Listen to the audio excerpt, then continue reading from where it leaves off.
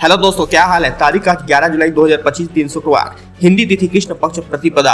आइए बात करते हैं आज के मुख्य समाचार में देश भर की तमाम बड़ी खबरों पर नजर डालते हैं। दिल्ली एनसीआर में मूसलाधार बारिश लोगों के लिए मुसीबत बनकर आई।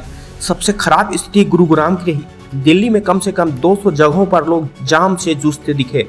एनसीआर में बारिश से जुड़े हादसों में 11 लोगों की मौत हो गई है। मौसम विभाग ने उत्तराखंड, हिमाचल प्रदेश, मध्य प्रदेश और पूर्वी राजस्थान में 16 जुलाई तक भारी बारिश का पूर्वानुमान जताया है। दिल्ली एनसीआर में शुक्रवार को भी बारिश का ऑरेंज अलर्ट जारी किया है। इसी बीच विभिन्न राज्यों में हो रही बारिश के बीच केंद्रीय जल आयोग ने गुरुवार को देश भर के 21 नदी निगरानी स्थलों पर बाढ़ की चिंता जताई है। इनमें से 4 गंभीर बाढ़ की स्थिति में है। हालांकि अब तक किसी भी नदी ने अपने उच्चतम बाढ़ स्तर को नहीं तोड़ा है। असम और बिहार में 4 स्थानों पर जल स्तर खतरे के निशान को पार कर गया है। भारतीय एस्ट्रोनॉट शुभांशु शुक्ला 14 जुलाई को धरती पर लौटेंगे। अमेरिकी स्पेस एजेंसी नासा ने गुरुवार को इसकी जानकारी दी है। एक्सियस 4 मिशन के तहत शुभांशु सहित 4 क्रू सदस्य इंटरनेशनल स्पेस स्टेशन पहुंचे थे। एक्सियस मिशन को 25 जून को फ्लोरिडा के केनेडी स्पेस सेंटर से लॉन्च किया गया था। ड्रैगन अंतरिक्ष यान 28 घंटों की यात्रा के बाद 26 जून को अंतर्राष्ट्रीय अंतरिक्ष स्टेशन पर डॉक किया गया था। हालांकि यह मिशन 14 दिनों का था। अब एस्ट्रोनॉट की वापसी 4 दिन देरी से होगी। विदेश मंत्रालय ने गुरुवार को पंजाब के मुख्यमंत्री भगवंत मान के पीएम मोदी पर तंज कसने पर आपत्ति जताई है। विदेश मंत्रालय ने मान के बयान को गैर जिम्मेदार बताया और कहा कि किसी राज्य के मुखिया का ऐसा बयान शोभा नहीं देता।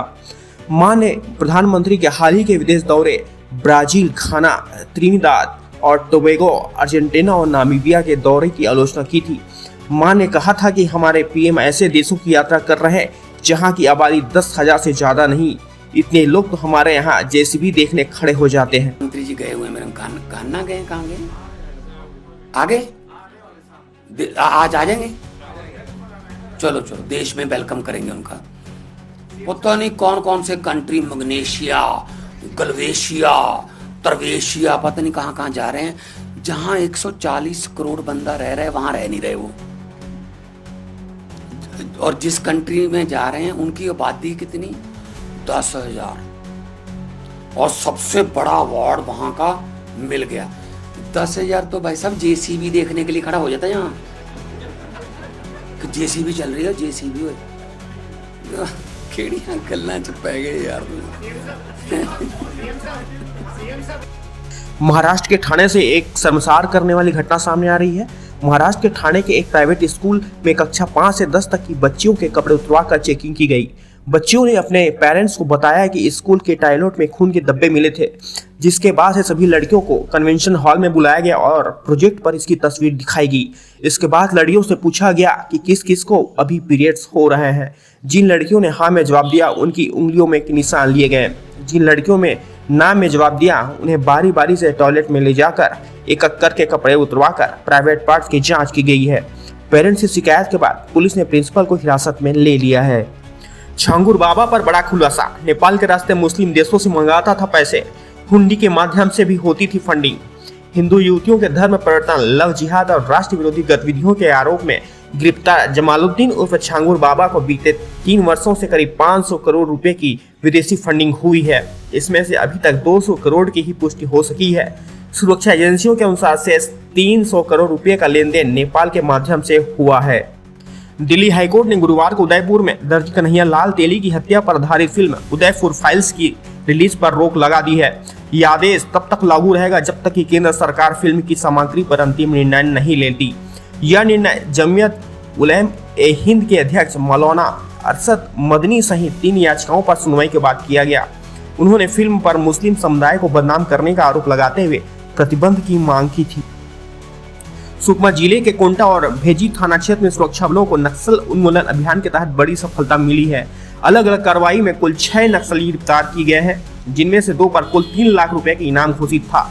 ये नक्सली कोंटा एरिया कमेटी से जुड़े सक्रिय सदस्य थे और लंबे समय से फरार चल रहे थे। कनाडा के ब्रिटिश कोलंबिया स्थित सर्रा में कॉमेडियन कपिल शर्मा के कैफे पर बुधवार रात फायरिंग हुई है।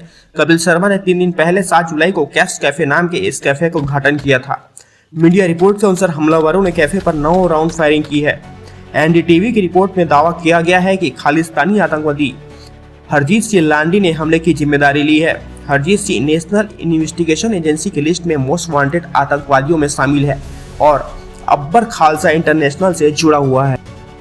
अफगानिस्तान के हेलमंद प्रांत से 6 साल की बच्ची की शादी 45 साल के व्यक्ति से करा दी गई है। अमेरिका स्थित अफगान आउटलेट की रिपोर्ट के मुताबिक शादी की तस्वीर सामने आने के बाद खुद तालिबान अधिकारी भी हैरान हो गए और बच्ची को उसके ससुराल ले जाने से रोक दिया गया। हालांकि तालिबान अफसरों ने यह भी कहा कि जब वह 9 साल की हो जाएगी तब उसे पति के घर भेजा जा सकता है। दूल्हे ने बच्ची के परिवार को पैसा देकर यह रिश्ता तय करवाया था। शादी हेलमंद के मरजा जिले में हुई है। इसके बाद पुलिस ने बच्ची के पिता और दूल्हे को गिरफ्तार कर लिया है, लेकिन अभी तक किसी पर आपराधिक मामला दर्ज नहीं किया गया है। इंग्लैंड के अनुभवी बल्लेबाज जो रूट भारत के खिलाफ लॉर्ड्स में खेले जा रहे तीसरे टेस्ट मैच के पहले दिन क्रीज पर टिके रहे। रूट अपने टेस्ट करियर का 37वां शतक लगाने से 1 रन दूर है। इंग्लैंड ने रूट की शानदार बल्लेबाजी की मदद से दिन के खेल की समाप्ति तक पहली पारी में 4 विकेट पर 251 रन बना लिए हैं। स्टंप के समय रूट 191 गेंदों पर 9 चौके की मदद से 99 रन और कप्तान बेन स्टोक 39 रन पर क्रीज पर मौजूद है। दोनों बल्लेबाजों के बीच अब तक 79 रन की साझेदारी हो चुकी है। दोस्तों, इस खबर के बारे में आपकी क्या राय है, हमें कमेंट बॉक्स में जरूर बताएं और जुड़े रहे न्यूज़ नेशन के साथ।